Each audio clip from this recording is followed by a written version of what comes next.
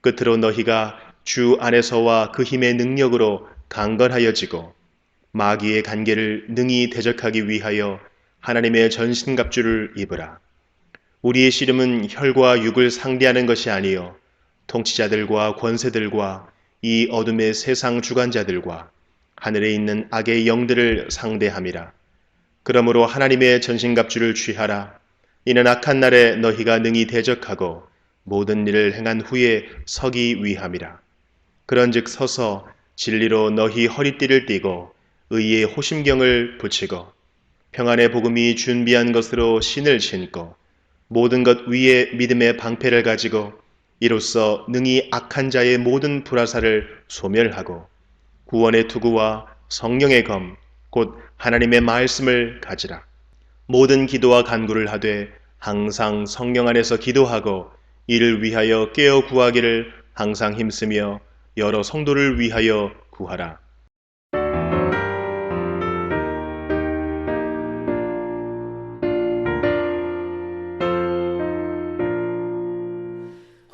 구세주를 아는 이들 찬송하고 찬송하세.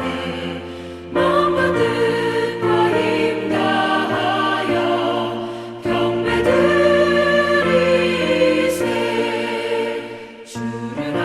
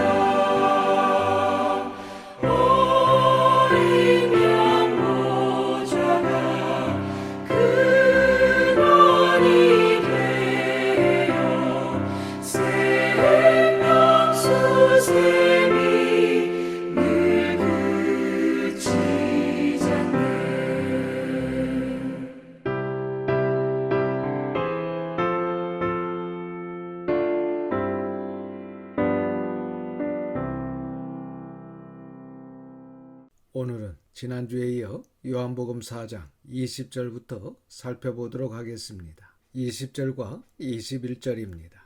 우리 조상들은 이 산에서 예배하였는데 당신들의 말은 예배할 곳이 예루살렘에 있다 하더이다. 예수께서 이르시되 여자여 내 말을 믿으라. 이 산에서도 말고 예루살렘에서도 말고 너희가 아버지께 예배할 때가 이르리라.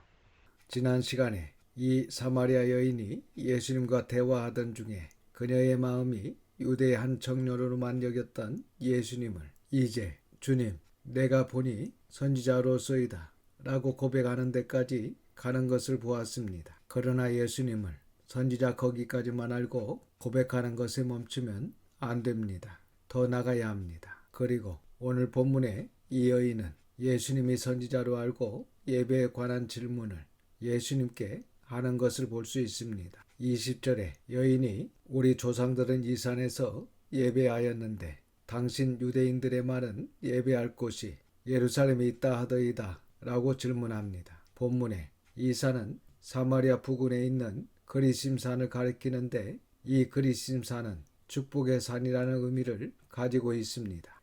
여기서 잠시 이스라엘의 역사를 설명드리면 원래 예배는 예루살렘 성전에서 하도록 되어 있었습니다. 그런데 이처럼 사마리아 그리심산에서 예배하게 된 연유가 있습니다. 지난 시간에 말씀드렸던 것처럼 BC 722년에 북이스라엘이 아수르에 멸망할 때 아수르의 혼혈 정책으로 아수르 사람과 북이스라엘 사람들의 피가 섞이게 되었습니다. 그래서 북이스라엘 사람들은 순수한 유대인이 아니다 라고 하여 유대인들이 그들을 멀리했고 또한 예루살렘 성전을 재건할 때도 이들을 동참시키지 않았습니다. 그래서 이 북이스라엘 사람들은 예루살렘에서 예배를 드리지 않고 사마리아 부근에 있는 그리심산에서 예배를 드렸던 것입니다. 그리고 이들의 종교도 하나님을 섬기는 종교라고 할 수 없을 정도로 완전히 이방 종교처럼 혼합되어 있었습니다.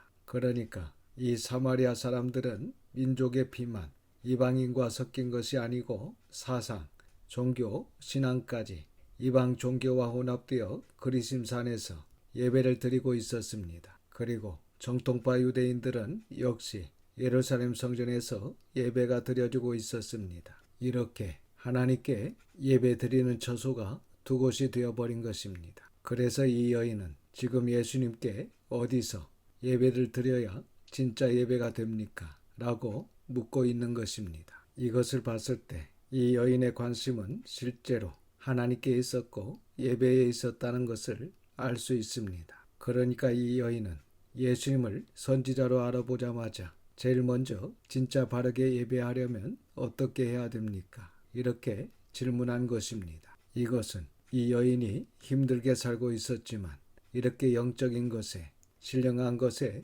관심을 가지고 있었던 것으로 볼 수 있습니다. 그래서 예수님께서 이 여인의 이런 내면을 아셨기 때문에 여기까지 찾아오셔서 만나 주신 것입니다. 그리고 21절에서 말씀하십니다. 여자여, 내가 나를 선지자로 여기고 있다면 지금 내가 너에게 하는 말을 믿어야 한다.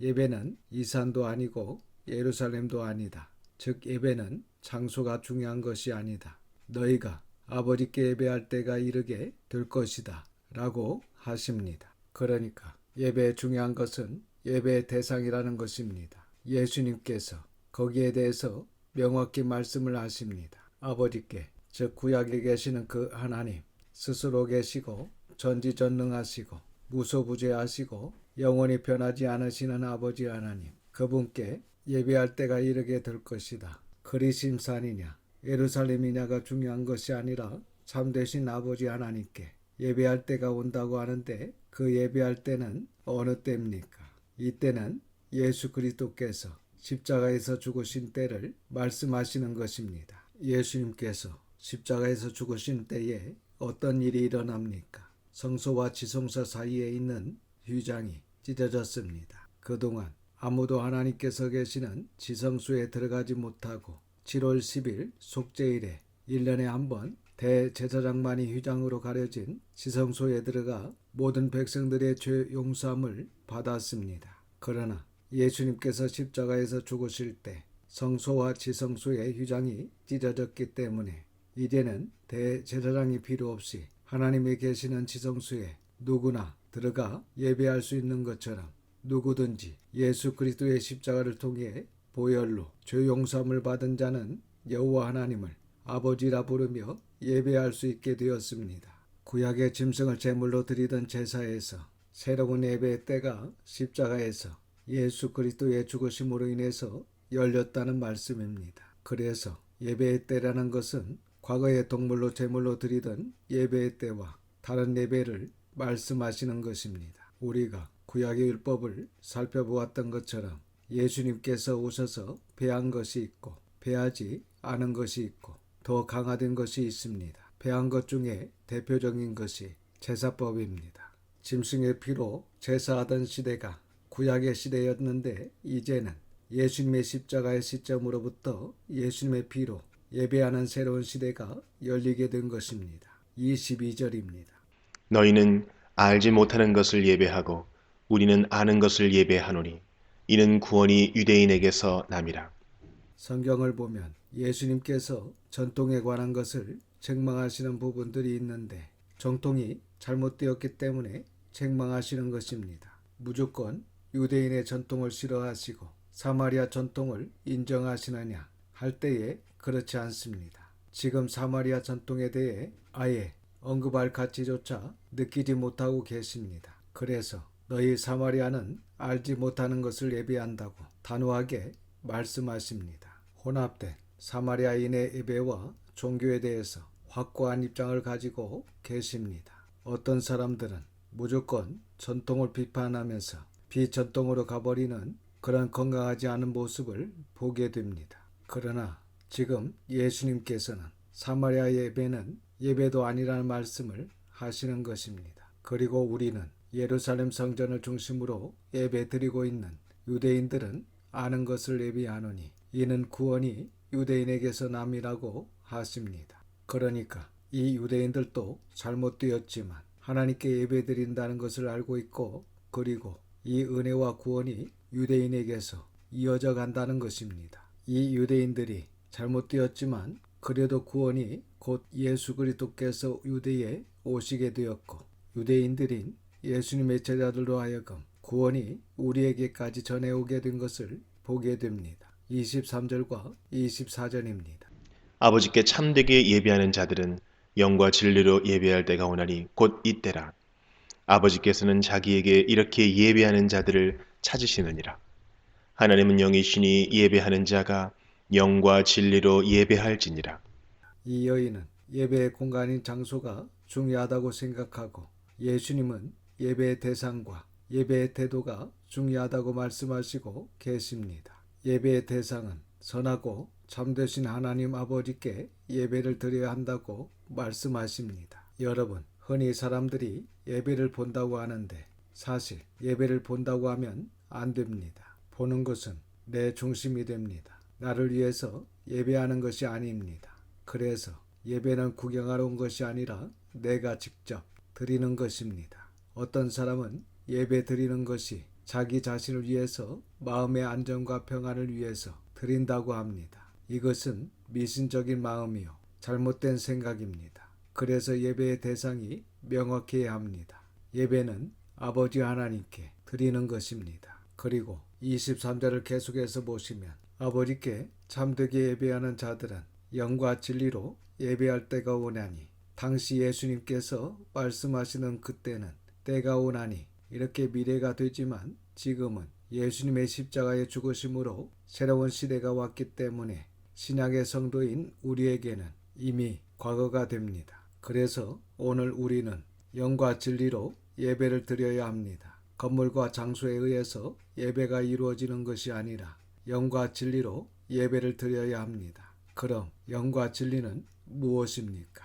영은 우리의 영입니다. 그러니까 사람은 영적인 요소와 육적인 요소가 있습니다. 예배는 영으로 드려져야 되는데 그러한 우리의 영이 고귀하고 깨끗하고 순수해야 합니다. 깨끗하고 진실되게 예배를 드려야 한다는 것입니다. 우리가 처음에는 영적으로 참되게 진실되게 예배를 드리다가 시간이 지나게 되면 사람은 죄성이 있고 타성해졌고 나쁜 쪽으로 가는 습성이 있어 예배를 드리는 것이 아니라 때우는 쪽으로 변하게 되는데 그런 마음을 바로 잡아야 됩니다. 우리의 예배가 항상 깨끗한 영과 진실하고 새로운 마음으로 예배할 수 있는 태도가 아주 중요하다는 것입니다. 그리고 진리로 예배해야 한다고 말씀하십니다.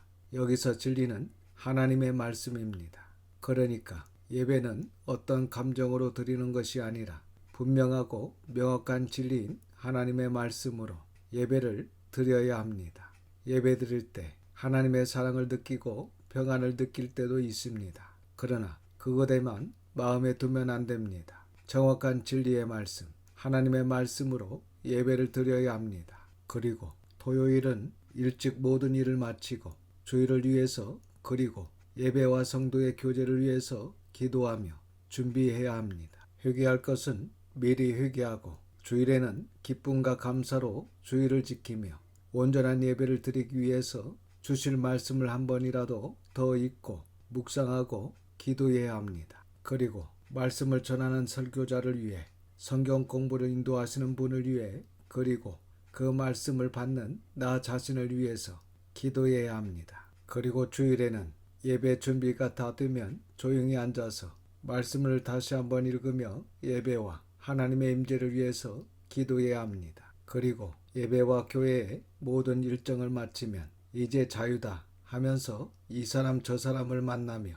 평일과 똑같이 생활하는 것이 아니라 집으로 돌아가 조용히 주신 말씀을 다시 한번 읽으며 이 한 주간을 믿음으로 승리하며 살 수 있기를 위해 기도하며 주일은 다른 날과 다르게 복된 날로 지켜야 합니다. 계속해서 23절 중반절을 보시면 곧 이때라 아버지께서는 자기에게 이렇게 예배하는 자들을 찾으시느니라. 이 예배는 구약의 제사로 드리는 그 예배가 아닌 새로운 예배인데 이때는 예수 그리스도의 십자가의 죽으심부터 인류 역사 종말까지를 말씀하시는 것입니다. 그런데 아버지 하나님께서 이렇게 예배하는 자들을 찾으신다는 것입니다. 그러니까 하나님 아버지께 영과 진리로 즉 깨끗하고 진실한 마음으로 하나님께서 우리에게 주신 이 진리의 말씀 66권 성경 말씀으로 예배하는 자들을 찾으신다는 것입니다.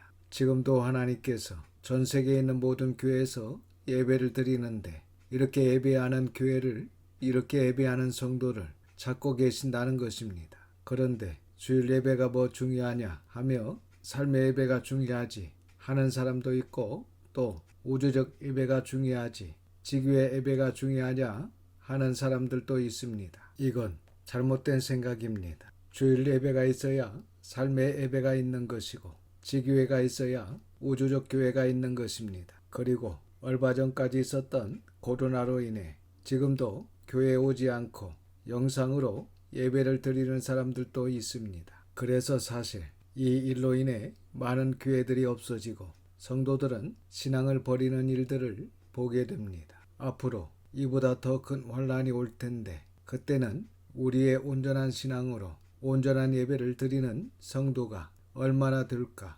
염려스럽기도 합니다. 25절입니다. 여자가 이르되 메시아 곧 그리스도라 하는 이가 오실 줄을 내가 아노니 그가 오시면 모든 것을 우리에게 알려주시리이다. 이 여인은 비록 사마리아 수가에서 가정적으로 힘든 삶을 살았지만 그래도 신앙이 있었던 것으로 보입니다. 그래서 이 여인은 예배에 관심이 있었을 뿐만 아니라 이렇게 메시아를 기다리고 있었습니다. 26절입니다. 예수께서 이르시되 네게 말하는 내가 그라 하시니라. 이 여인의 말에 예수님께서 내게 말하는 내가 그라고 하신 이 말씀은 곧 내가 바로 절대자이고 내가 바로 하나님이다 라는 말씀입니다. 그러니까 예수님께서 이 말씀을 하시려고 지금까지 이야기를 이끌고 온 것입니다. 예수님께서 이 여인을 만나자마자 내가 그리스도다, 메시아다 라고 말씀하지 않으시고 지금 여기까지 대화를 이끌어 오신 것은 예수님이 곧 메시아다 라는 고백을 이 여인에게서 이끌어내기 위한 것입니다. 여러분, 어떻게 보면 우리의 인생 가운데 하나님께서 우리를 여기까지 인도하신 것도 예수님은 우리의 구주십니다. 나는 이 고백을 하도록 하시기 위한 것이라고 볼 수 있습니다. 우리가 살아오면서 모든 것에 부족하고 많은 아픔과 고통이 있으면서 지금까지 왔습니다. 그러한 가운데 우리 주님은 우리에게서 나의 주님이라는 고백을 듣고 싶어 하신다는 것입니다. 그래서 예수님은 내가 그라, 즉 내가 바로 너희가 기다리는 메시아요, 내가 바로 하나님이고 내가 바로 참 소망이고 내가 바로 너희들의 유일한 구원자다. 이 이야기를 하시려고 우리의 인생을 여기까지 이끌어 오신 것입니다. 우리 인생 가운데 때로는 아픔도 주시고 때로는 병도 주시고 때로는 때리기도 하시고 여러 가지 환경과 여건을 통해서 우리를 여기까지 인도하셔서 우리에게 주시고자 하시는 메시지는 내가 바로 그라는 것입니다. 그리고 그것을 우리 스스로가 깨닫고 고백하기를 원하신다는 것입니다. 예수님께서 갈릴리로 가는 다른 길이 있는데도 불구하고 일부러 사마리아 수가라는 동네에 오셔서 이 여인을 만나시는 주님께서 우리를 만나시기 위해 우리의 고백을 듣기 위해 설교 말씀과 성경 공부를 통해 계속 말씀하시면서 우리의 고백을 기다리고 계신다는 것을 믿으시기를 바랍니다. 그래서 우리의 온전한 신앙 고백과 함께 우리가 드리는 예배가 아버지 하나님께 드려지는 예배요, 영과 진리로 깨끗하고 진실된 마음으로 마음과 뜻과 힘을 다하여 하나님을 사랑합니다 라고 고백하며 진리의 말씀 앞에 온전히 순종하며 드려지는 예배가 될 수 있기를 주님의 이름으로 축원합니다. 기도하겠습니다. 아버지 하나님, 하나님의 걸어가신 이름을 찬양합니다. 오늘 이 시간 귀한 말씀을 듣게 하시고 깨닫는 마음을 주셔서 감사를 드립니다. 사마리아 수가성 우물가의 여인을 만나 주시는 것처럼 우리 인생 가운데 우리를 찾아주시고 만나주시고 우리로 하여금 주님은 나의 구원자시요 나의 참 소망이시며 나의 아버지이십니다 라고 고백하게 하시니 진정 감사를 드립니다. 이 큰 은혜를 받은 저희들 아버지 앞에 나갈 때에 영과 진리로 진실되고 깨끗한 마음으로 하나님을 두려워하고 사랑하는 마음으로 진리의 말씀 앞에 온전히 순종하는 진정한 예배자가 될 수 있도록 붙들어 주시옵소서. 모든 것을 감사드리며 우리 구주 예수님의 이름으로 기도드립니다. 아멘. 지금은 우리 구주 예수 그리스도의 은혜와 아버지 하나님의 그 넓으신 사랑하심과 성령님의 감화감동 위로 역사하심이 아버지 하나님께 영과 진리로 예배하는 예배자가 되기를 소망하는 모든 성도와 자녀와 가정 위에 지금부터 영원까지 함께 계시기를 우리 구주 예수 그리스도의 이름으로 축원하옵나이다. 아멘.